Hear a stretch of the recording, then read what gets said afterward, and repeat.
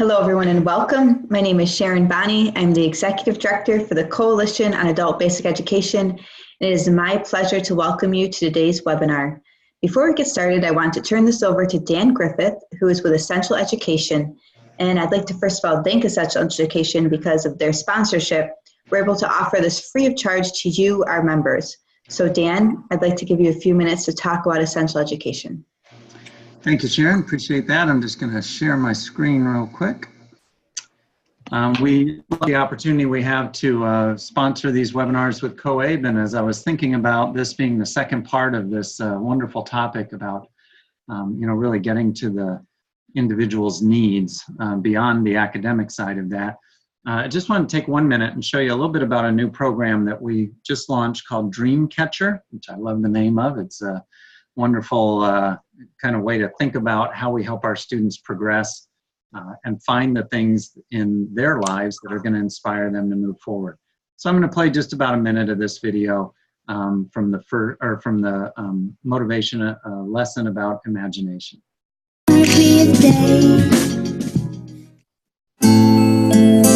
Hi, my name is Mike Wade, and I'm an actor.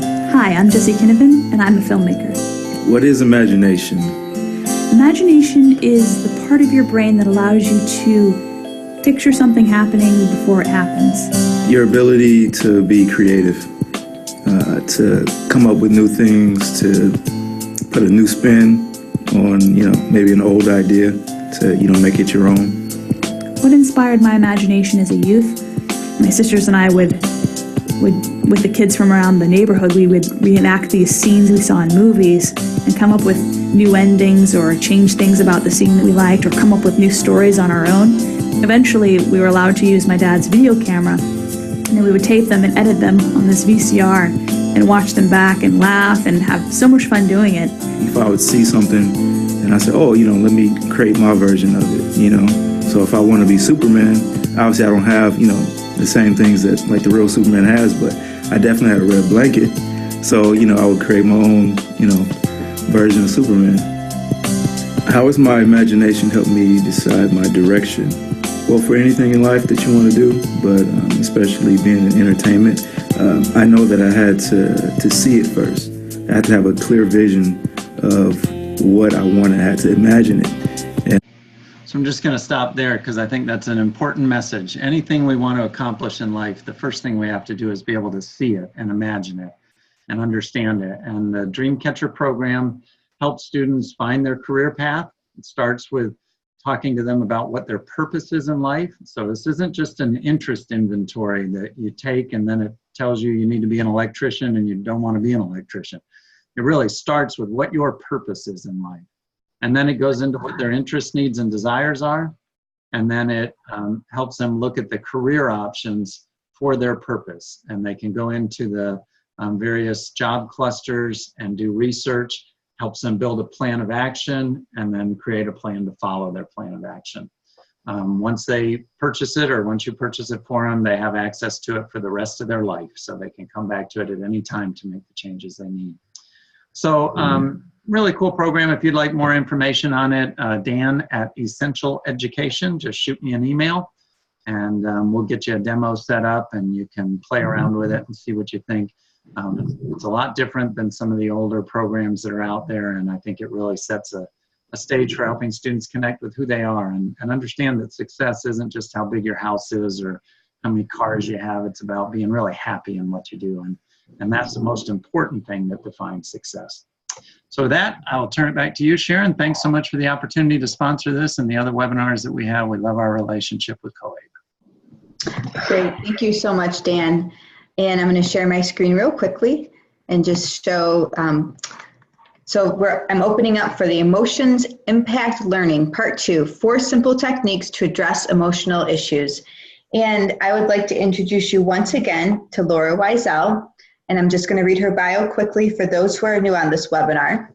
Dr. Laura Wisel has 35 plus years of experience in primary through high school education, special education, community-based and institutional-based adult basic education, and psychiatric hospitals and correction facilities, community college, transition and development education, mental health and substance abuse services, community corrections, children's services, and workforce development. She has held administrative and leadership positions at the local, state, and national level. And as many of you know, she is a longtime COABE presenter. She has worked on many, many different initiatives. And right now she's currently working on the Digital Integrated Learning Plan for educators to rethink lesson planning by and I know I'm going to say this wrong, concomitantly integrating core standards with employment readiness and the development of social emotional skills. So with that, I'm going to turn this over to Dr. Laura Wisel. And I'm going to stop sharing my screen so you can share yours. Okay. Thank you all for joining. And again, thank you to COABE and to those of you who were with us on Monday. So we're going to be building on the information that we talked about on Monday.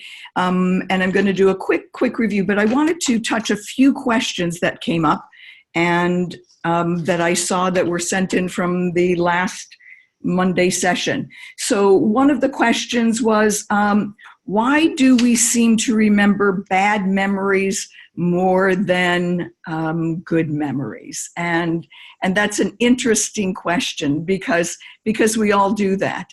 And mostly it is about the brain not being fully comfortable with what happened in that situation of the bad memory, still trying to resolve it.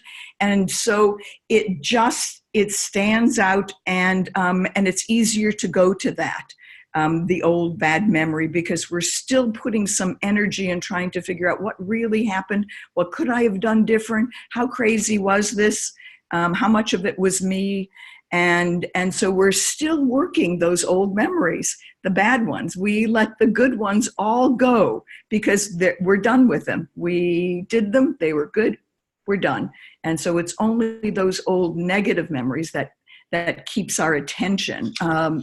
The other thing is someone asked the question about frontal lobes. And is it really not until someone's about 25 that those frontal lobes fully develop? And again, the frontal lobes are about planning, organizing, carrying out behavior, tasking things out, being strategic, setting priorities, reflecting on the work that you've done and learning from it so that the next time you will do it better. So that's an important reflection on what do you need to do differently. So those pieces take some time to really develop, and you have to go through that adolescent period where those frontal lobes are like a briar bush. If you can imagine what a briar bush is like, it's just a wild tanglement of twigs going in all directions and branches going in all directions. During adolescence, that's when you see all of those great crazy behaviors. Well, I'm sure that you didn't do them, but maybe I did a few of them. And I know my children, every one of them, certainly went through that time of just making bad decisions. But the brain is learning then. And what it does is when you make a bad decision and you're in that adolescent period, it will then detach that branch of thinking and let it go because it wasn't good and it didn't work.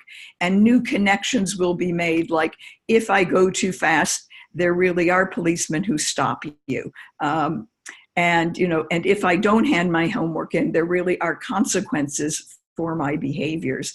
And if I come home late at night, I may get grounded because I've been told what time to be home.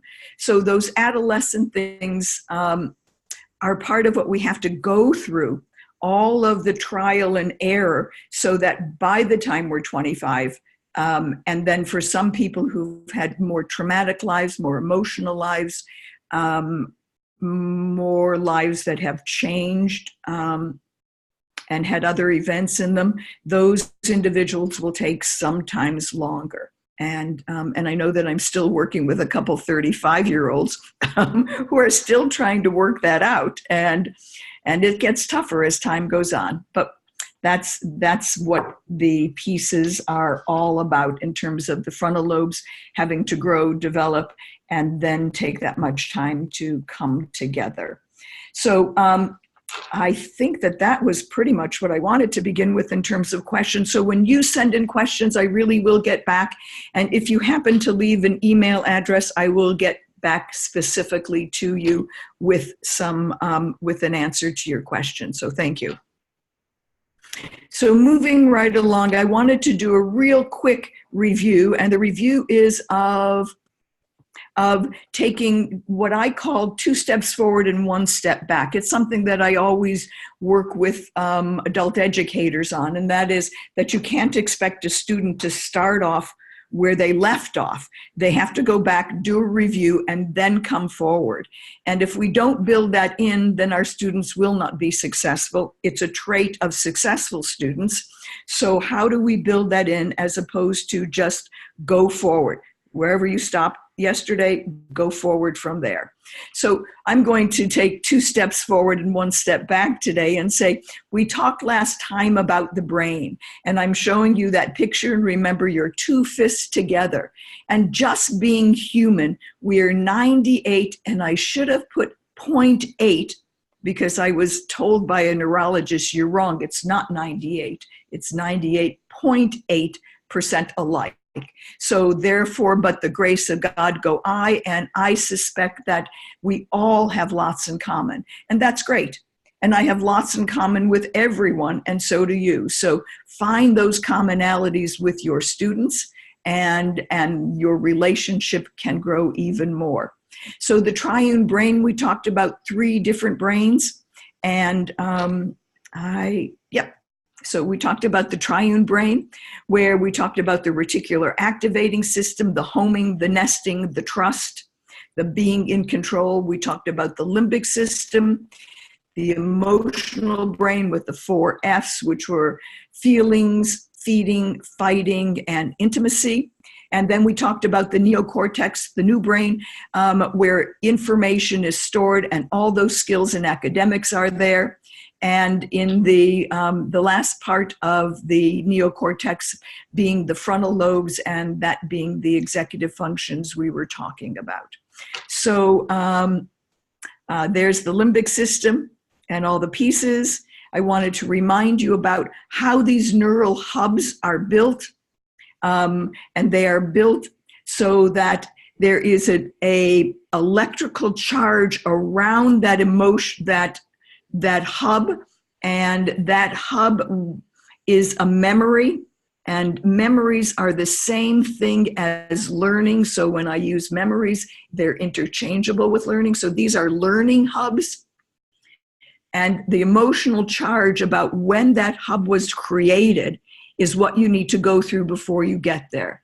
So depending on how your life has been and where you've had either little t traumas or bigger traumas, when you go there, whoa, you have to get that emotion first, and then you can get into the learning or the memory. So think of your students who, when you say the word math, you see panic in their eyes, and that's because they've got to go through that panic to be able to get to the memory and then keep working within that memory. So, and add to the learning. So I wanted you to remember that. I wanted you to remember that memories of humiliation, shame, failure, and frustration, that they lead to all of those things that you see: reluctance, pessimism, repression, avoidance. Those are the things that we need to be thinking about. How are we going to help our students talk about them? And there are a few things in today's session that we're going to be using to address those. And then how do you build, success, trust, and the knowledge of knowing how to learn, and how you can tackle challenges, and how you can know how you can compensate your environment so that it can work for you. Learning memories, memories learning. And the trauma piece. That is that you cannot tell someone who's had a trauma to calm down, and you don't have to pay attention to that, or it's okay, it was a long time ago. None of that works. So you might as well listen to it, let them sit with it for a little bit, and then say, when you're ready, come on back, because those traumas are just overwhelming. And if they need to talk about it, you just need to be an active listener. Nod, acknowledge what you're hearing, and just listen. Sometimes that's all it takes. I know one of the comments that came in on the questions or the comments was was, but I'm not trained as a clinical therapist. How do I do this stuff? And I say, you've had the training that you need to be human, to be compassionate, to be caring, to be loving, to be kind. And so the work that I'm going to be now sharing with you, these 4 new ways that you can work with your students around emotional issues, and specifically a set of 4 questions around crisis situation. These are all things that are within our purview. They were created for education. They're being used by educators. And the good news is they work. So let's move on. But first, take a breath and get ready, because we're on a roll. One point I wanted to make was the last session, it was my error in showing it in presenter mode. So some of you had comments about that. I'm going to re-record it so that you'll have it just in straight presentation mode. So I've talked to Sharon about that. I didn't know what was going on. And I'm willing to make good on it. So you'll get a good, solid video of our session. Now take the breath, and we'll move on. So I wanted to talk to you about 4 key interventions that are all exceptionally easy and positive and can be put into your classroom at any time. And as a matter of fact, probably needs to be put into your classroom kind of regularly. So we're going to be talking about how do you install positive futures? So how can our learners be thinking positively about their future? And how do we make that a place that they're going to keep as safe as opposed to changing it? We're going to talk about how do you create a safe place? Our students go to fight or flight mode instantly when they come across an academic situation that reminds them of what they couldn't do previously. So that old bad memory comes back and will flood them. And so you won't know it. They'll be sitting right there in the class, looking like they're working like everyone else, and they won't be. They just won't be there. So how do we acknowledge that as a human, natural thing to do? And how do we help them find a way to get back? So how do we help them create a safe place? So we're going to talk about that. We're going to talk about 4 specific questions for managing a crisis situation with a student. And so I'm hoping that you brought your index cards, those of you who are with us on Monday, to bring you those 5 index cards so we can go through this. That'll be helpful. And there's also a handout on this, so you'll be able to pull that from the repository. And last of all, how do you go about hosting support conversations that matter?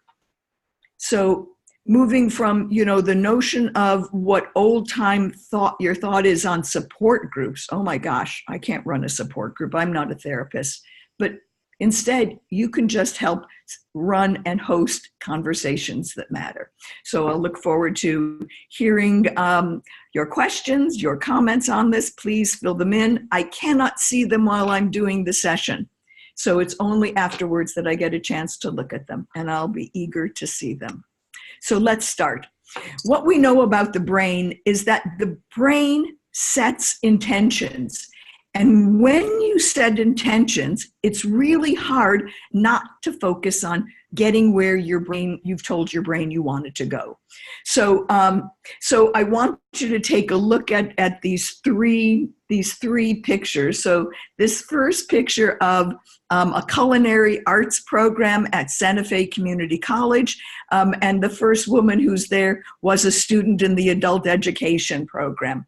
And so she worked with a colleague of ours at Santa Fe Community College, and they really helped her envision what did she want for her future and then set those intentions. So some of the career exploration pieces is about really looking at what is it that I want to do? What am I good at? What have I always wanted to do? And then how do you set that intention? The second picture is about a woman who is 84 years old, and her intention was, since she had to drop out out of high school to take care of her family because her mother was ill and she needed to take care of her sisters and brothers who were younger than her. She never made it to college, and she always wanted to go. She had to drop out of high school. She never made it to college, but she made sure that her children made it through high school, went to college, and she always said when they were done, she was going to go. And so this is a picture of her at her college graduation, which was just fantastic. You can see that, I mean, you can just feel it in the look in her face of, wow, you know, you can't see the thrill and the excitement, just like, I made it. I did what I said I was going to do. So the brain sets us up for positive outcomes when we set intentions. And the third candidate was a young woman who had attempted her GED many times, and then she participated in a very different way to run an adult education classroom. She was with a colleague that we had spent a lot of time on training and innovating the work that she was doing. And so this wonderful young woman can talk about how wonderful it is to be graduating and how excited she is to go to the community college. So just setting intentions is critical. So we know that when we set an intention, it's literally like we're making an addition to a hub or building a whole hub that starts to frame what is that intention going to be. And so the more you talk about that intention and add to it with your students, the better it will be.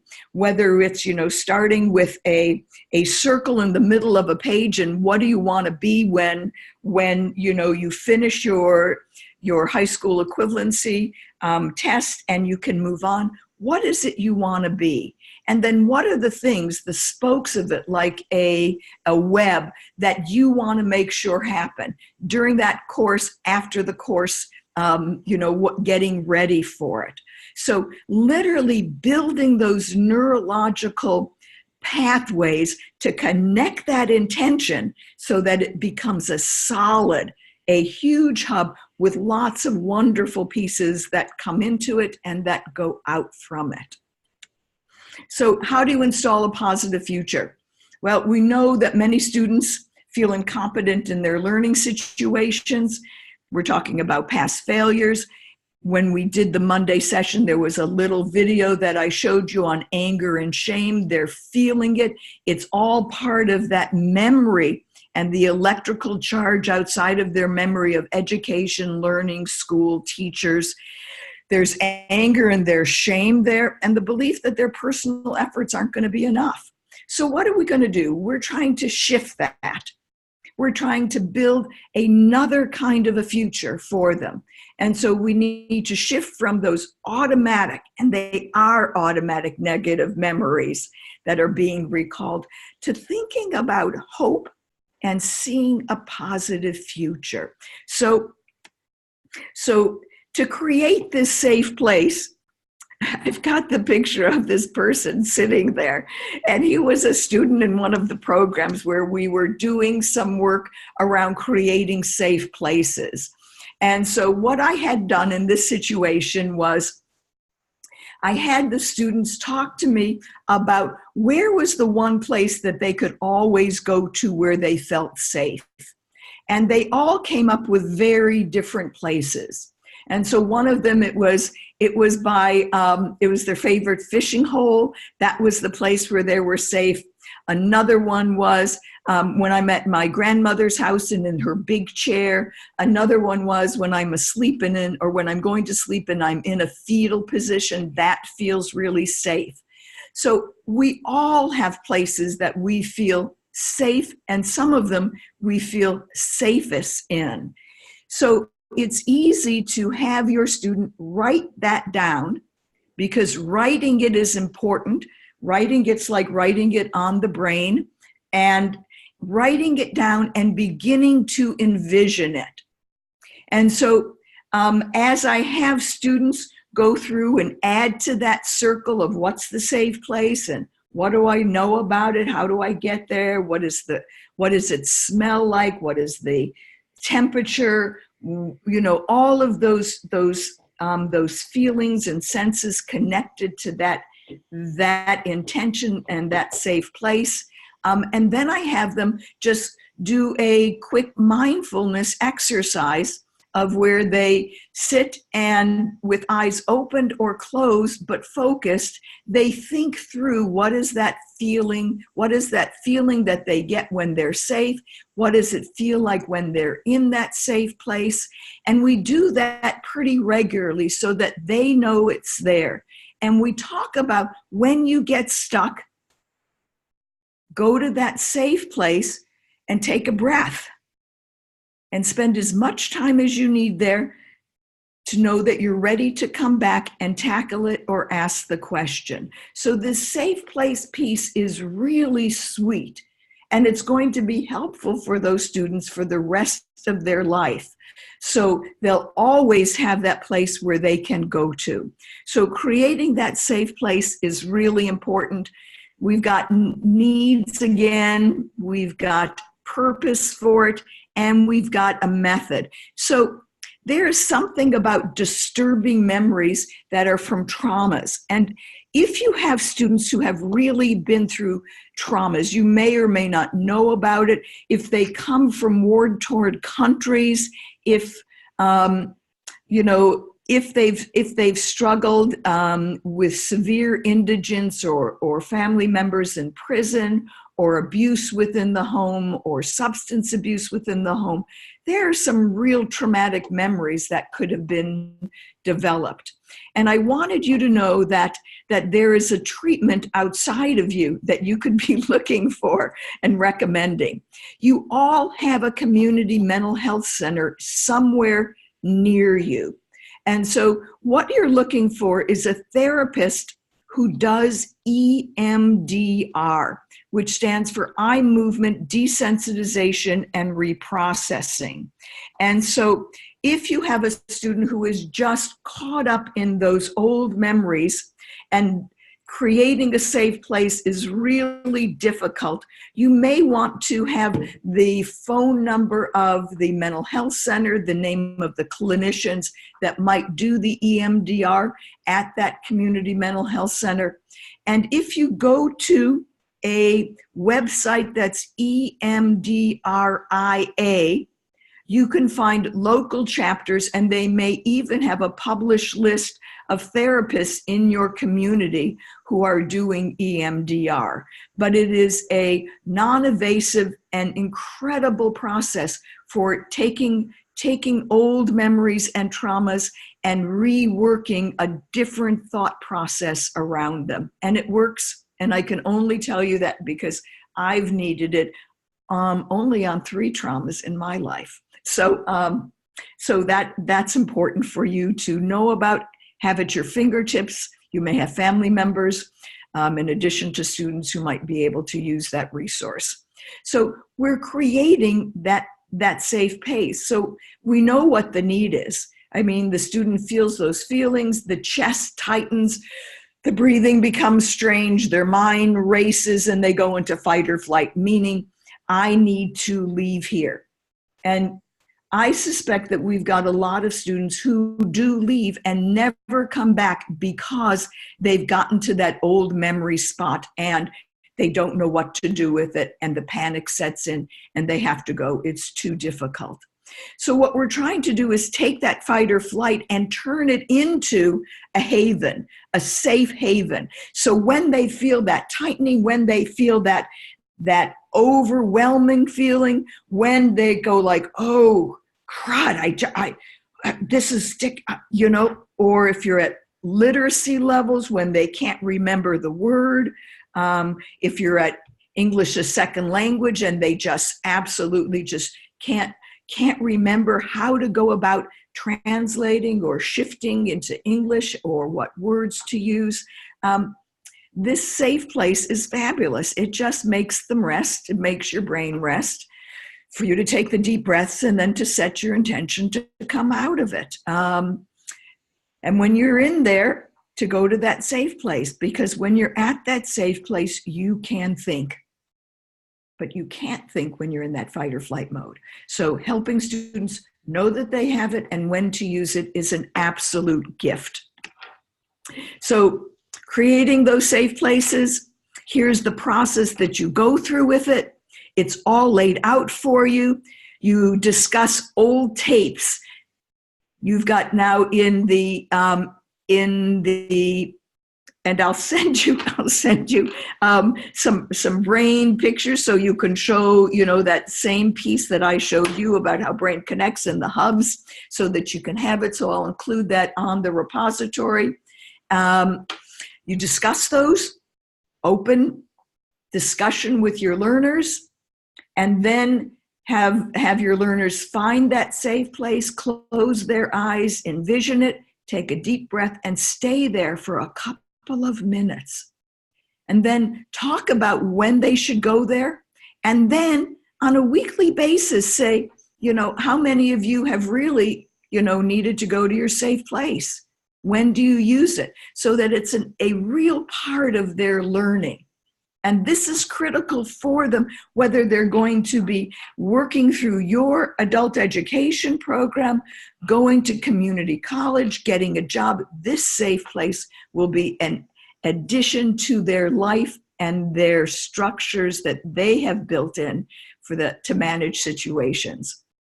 So I often show pictures.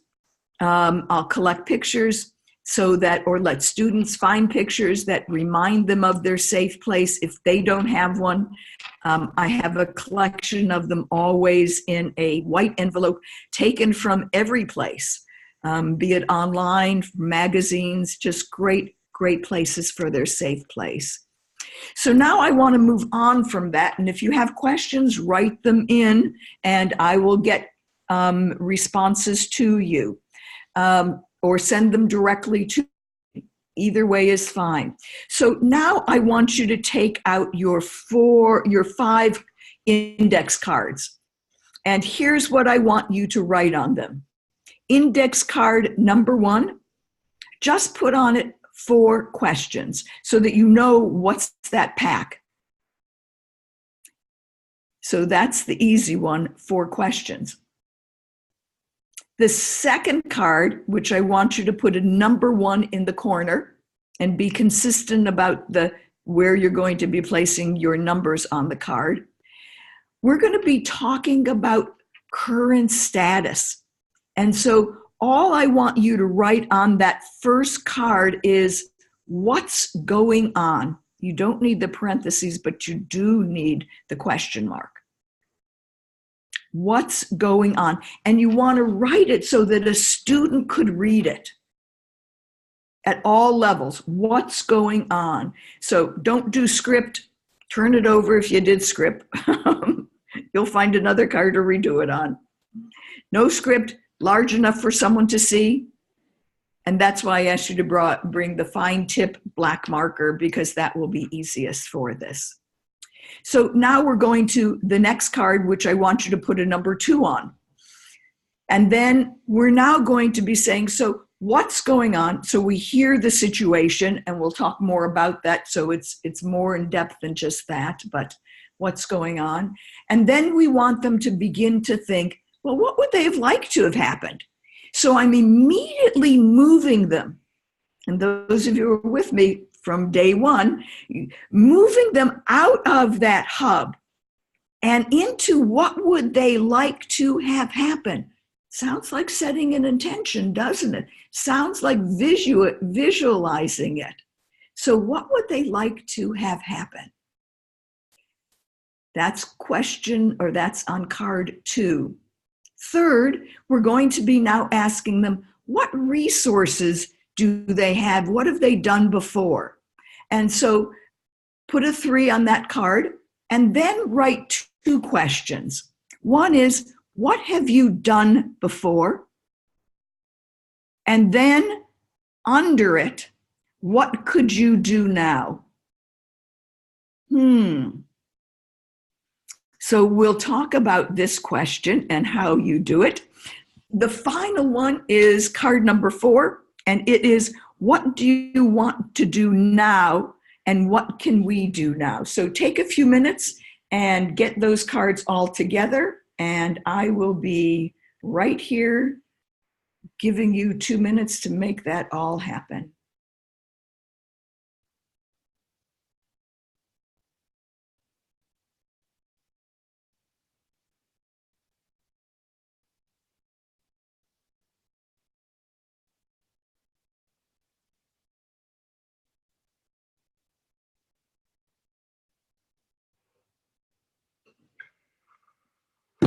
Okay, so these questions will become headers when you're talking to a student. So let me move on a little bit.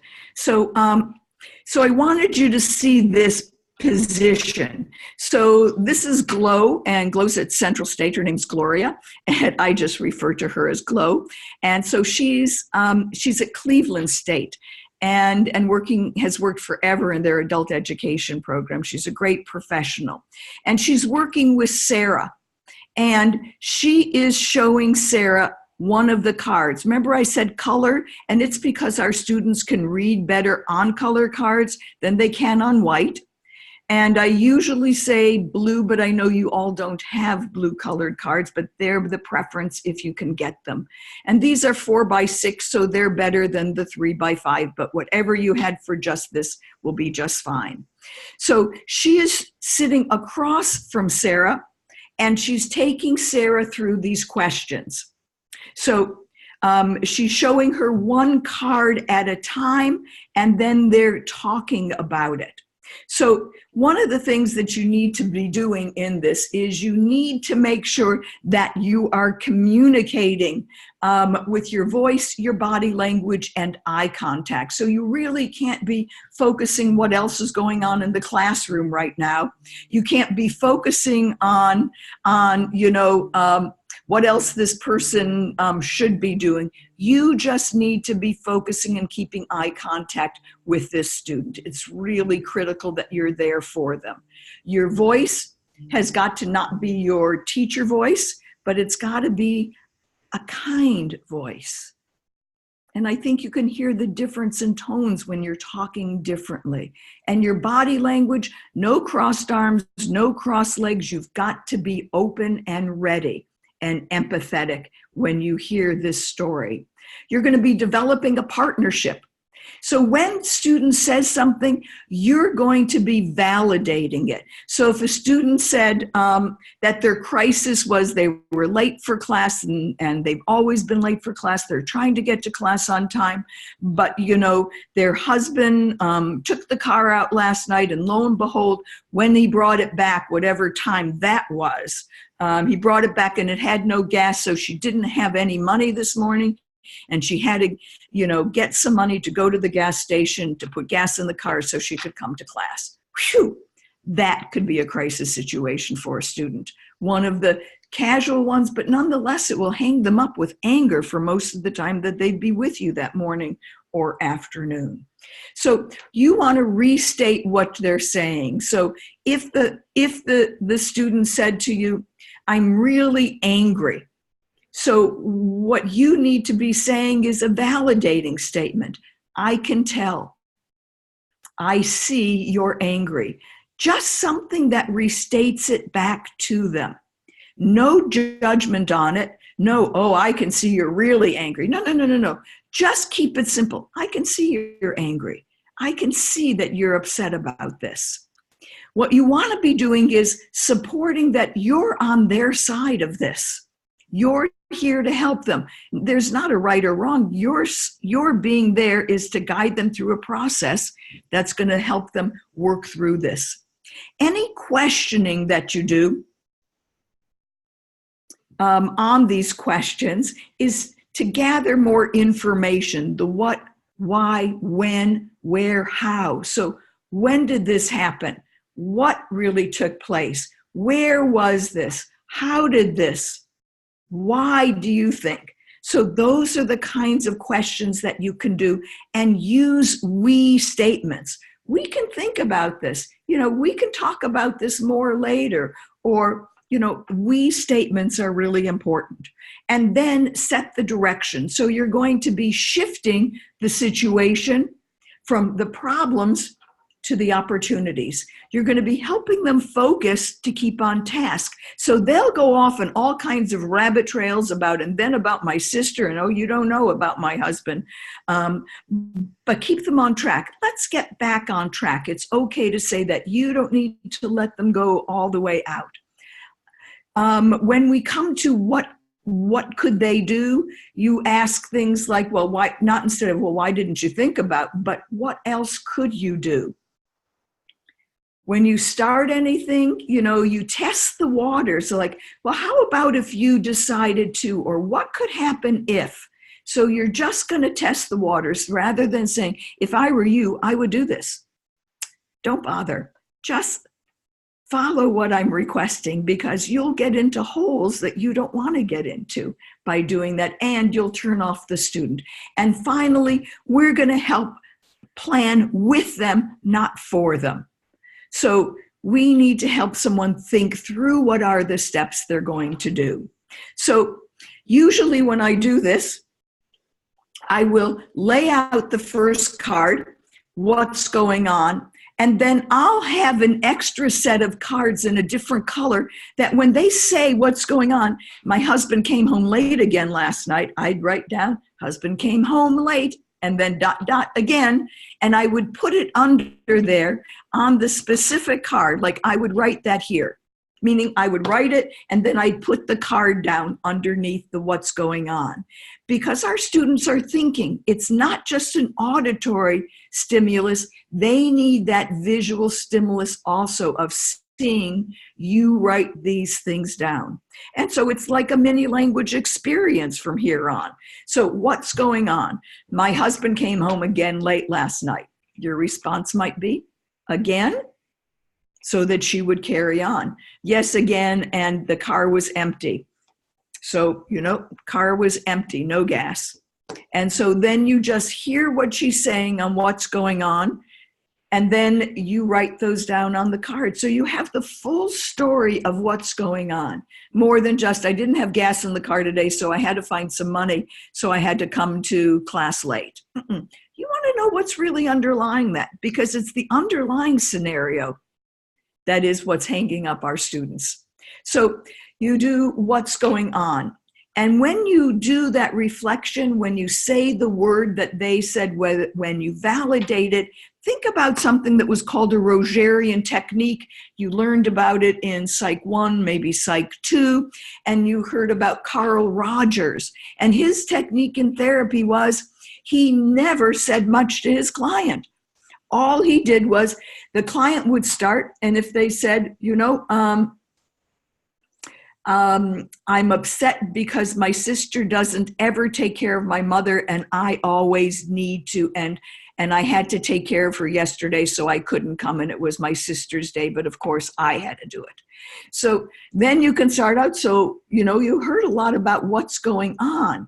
And so you can play out any angle of that. You can play out her mother, so your mother, and then the client will go on about that. Sister is all you'd have to say, and then they'd go on about the sister.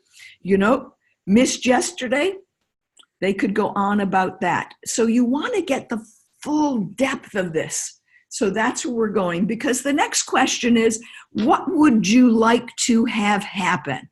Wow. I'd like my husband not to leave my car without gas. I'd like my sister to take charge of the responsibility that she has and stop making me do her work. I mean, there are all those kinds of things. So you're just going to be asking again, so I'd like my husband to, stop leaving the car empty. Empty?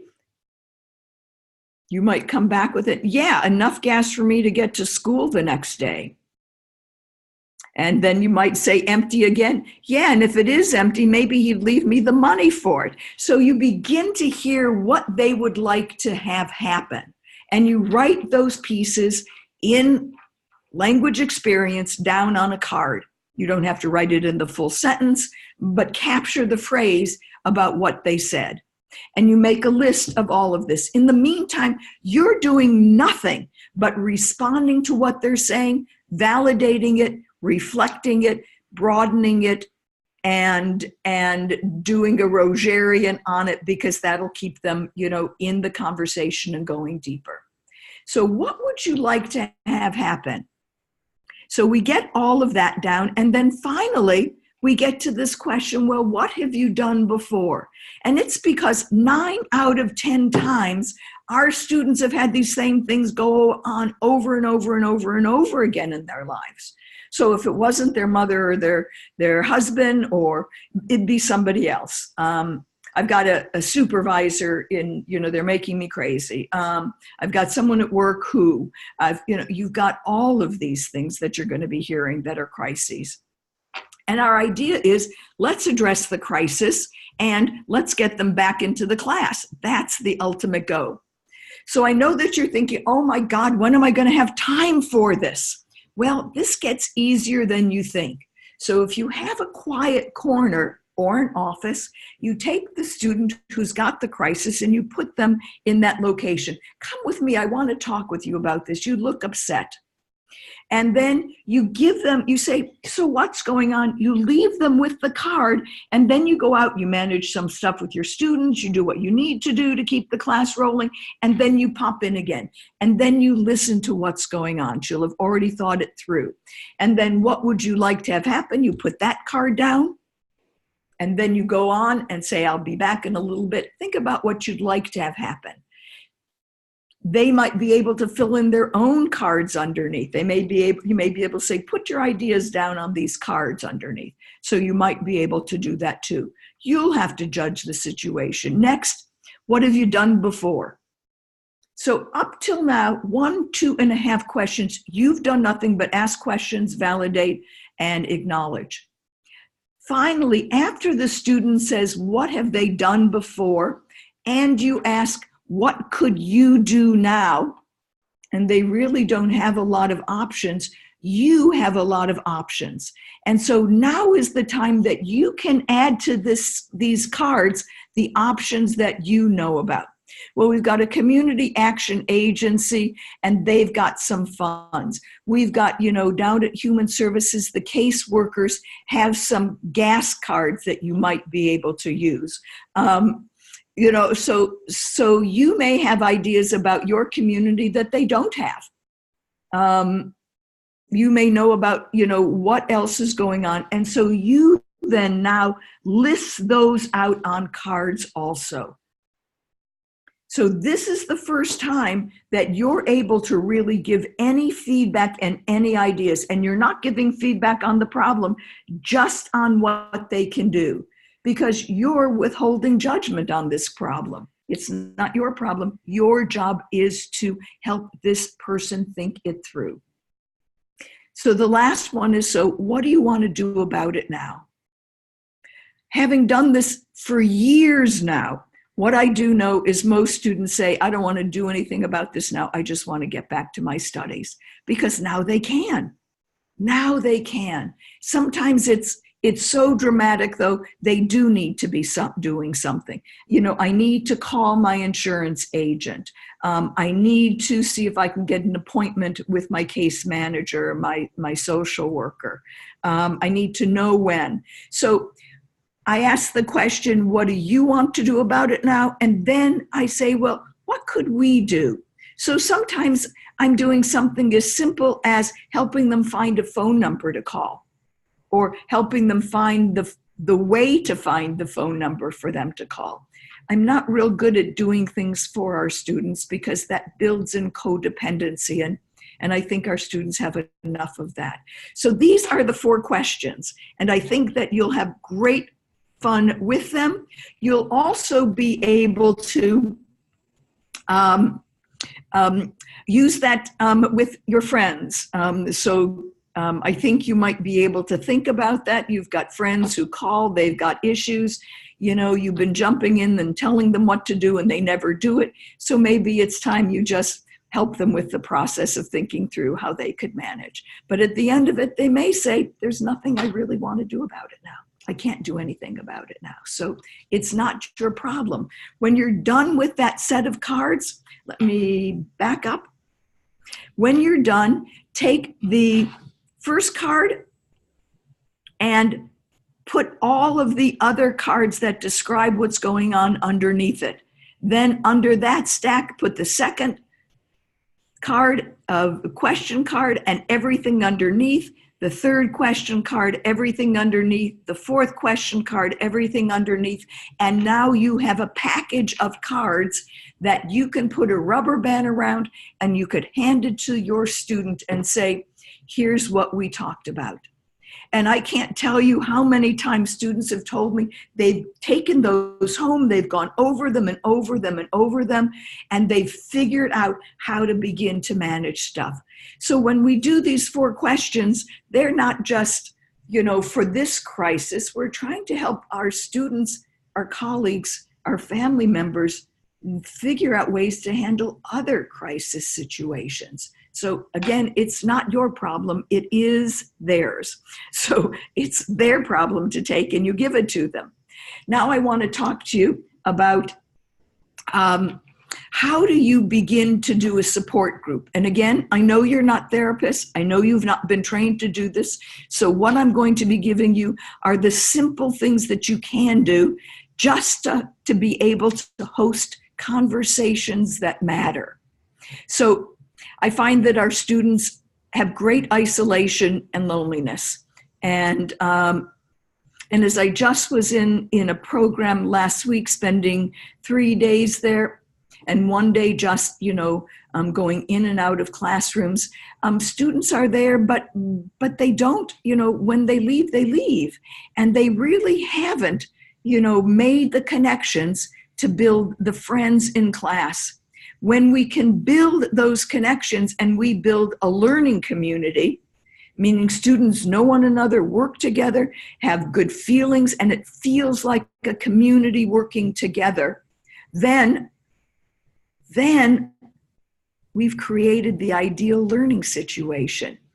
So our students, and also, oh, by the way, and our contact hours go up considerably, because students learn best from their peers, just like you and I do. So we have to just kind of get out of that way, and that's what the learning community is about.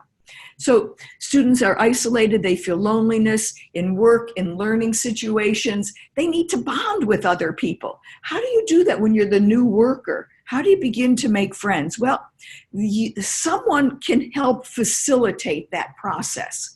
So we want to begin modeling, meaningful conversations, healthy relationships, and making friends. We want to look at life situations through the eyes of others and practice some problem solving. And we can do this before class, at class break, anytime we can do it. We can do it with all women, with men, mixed, at a coffee chat, at a break time, or saying, on Fridays, lots of you don't work on Fridays. On Thursdays, we're always going to take time before we start on Thursday to talk about, things that are important to you. So it can be a small group or a large group. So when I was running my classes, I would come in, and we always had a place where the coffee was. And so there'd always be students congregating around that. And so I would just walk up, be quiet, and just listen, and then turn into the conversation. And it would be someone saying, I've got this issue, or, I keep doing this math, whatever it is, it's important that they say it. So you may want to say, could you repeat that? I think that was really important. And then look at the people around them without you responding to it and say, well, Bob, how do you think you would handle Mike's situation? Or, Tom, what do you think about that? What are ways that you've thought that you could handle that situation? Because there's situations that usually come up all the time. But it's just a little coffee clatch. Sometimes I've told men don't like to be in support groups. Nobody likes support group names. So I've called it the men's group. and the men's group met on Thursdays. And so we'd always have people show up at our Thursday afternoon class, because afterwards I was going to hold a 45-minute men's group. And maybe it was on Tuesday class we held a women's group. So these are important. It's important for students to learn how they feel, what a thought, and to be able to get validation and be able to turn to peers to listen for solutions and ideas to how they could solve things. Because you and I often live in a very different world from our students. Meaning, I suspect that financially, education-wise, all of these things, and we don't live in that day to day. But some of us have come from that scenario. And so having come from it, I know how much students struggle around just daily life things. So how long do we do it? 5 minutes, 3 minutes, 10 minutes, 20, 30 minutes when we want to. So what's your role in this? Your role is to host this conversation. Host it. That means lead it, engage people in it, but you're not taking charge of the conversation. So your question and dialogue goes with, so how are you managing your classes then, Bob? Or, if you can't make it, or how are you doing these things? You're showing active listening. So again, your body language, your whole self is looking at this individual who is in a small group or a larger group with you. Again, it's the same process. You're validating it. Bob, that sounds really tough. Or I don't know, but it sounds like something that happens with almost all of us. So you're validating it. I mean, we're 98.8% alike. Remember that these life situations have gotten into your life one way or another. Or you've heard about it, read about it. And then that feelings are okay. So how does that make you feel? And I've got something to help you with it. I think I have it here. Maybe I do, maybe I don't. See, now that I don't have my presenter, I can't remember what I put into here. Let me get back here though. So I've got in the repository then a feeling wheel that you could make for your students, for them to find their feeling on it. So they don't have to say it outright. I mean, I know that I'm sad, lonely, but we could get more explicit about it. So there's a feeling wheel for you so that students could literally pick out their feelings and start talking about it. For those of you that I've worked with or have come to my co-abe sessions where I've done participatory learning and we've done circle, it's a perfect thing for circle question. How are you feeling today? Just, one word. How are you feeling today? Give me a word. And it would be in the circle opening conversation for the class. So finally, 2 don'ts and a do. Don't push for people's involvement when you're hosting these conversations. You don't have to say, well, Tom, we haven't heard from you. Or, Betty, this is something new for you. You're being quiet. So don't push for involvement. Just let things happen. Don't feel like you need to solve anything in these conversations. It's not a solving. It's just helping the students in that conversation go to that neurological hub that this is about and begin to broaden it out and connect it with other things. It doesn't need an answer. It's the connections that continue the thinking on this, and your students will automatically continue it. Do ask your participants to help with the problem solving. Mary, what would you have done in that situation is a great question. That would help Bob know how he might deal with his. Do lead, model, guide, offer, and invite, but don't push. Do find good reasons to laugh, because life is humorous. Life is funny. We do, as humans, we're very funny people. There's no doubt about that. Just our human ways are funny. So what we want to make sure that you don't laugh about others. And also, I want you to be ready, because sometimes these conversations really evoke emotions.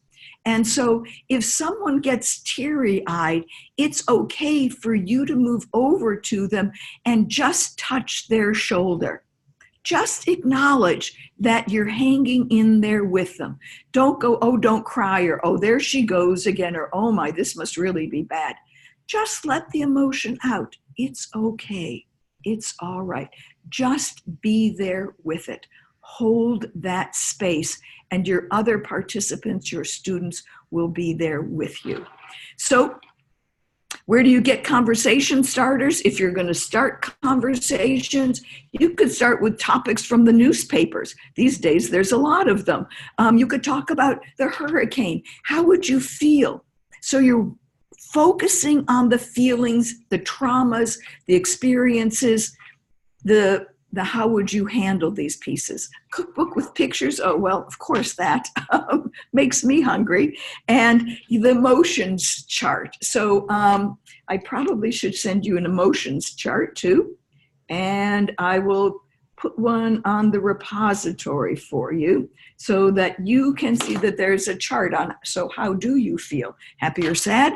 And, I think this is just about building whole students, whole learners that can get on with their life after they've moved on from our program. So whether they complete that high set, maybe they can, that high set, that GED, I'm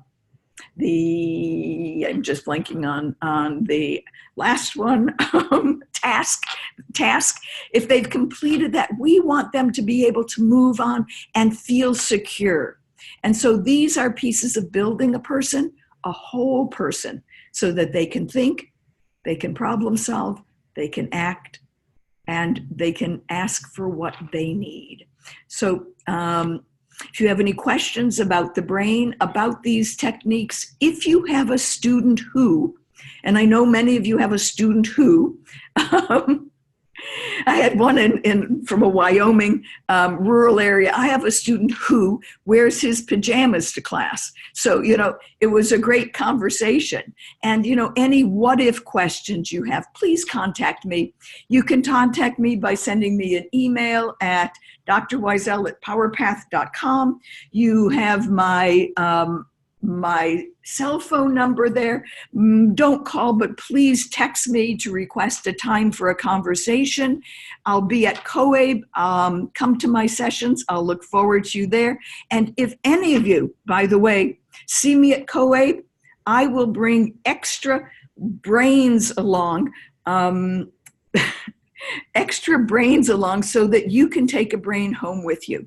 I think that we all should have another one or two or three. So thank you so much again. Thank you to COABE and to Essential Education, and thank you. So Dr. Laura, thank you so much for that. We've got a couple questions here. Would you like to go through them, or how would you like to go? Okay. If people want to stay on, happy to do it. Okay. How do you create intention with students who are not going to ever reach those goals? Example, 6th grade reader and wants to be a vet or a doctor.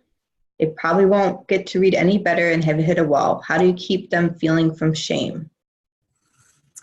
How about there is never a student intention that we need to make judgments on or comments. But when you see a student who says, I'd like to be a vet, and their reading level is low, I just want you to be thinking about, oh my goodness, there's technology can read out loud to them. There's condensed readings of almost every book so that they could get the audio read of the book or materials they need. I think it is Franklin Speller, that same company has about a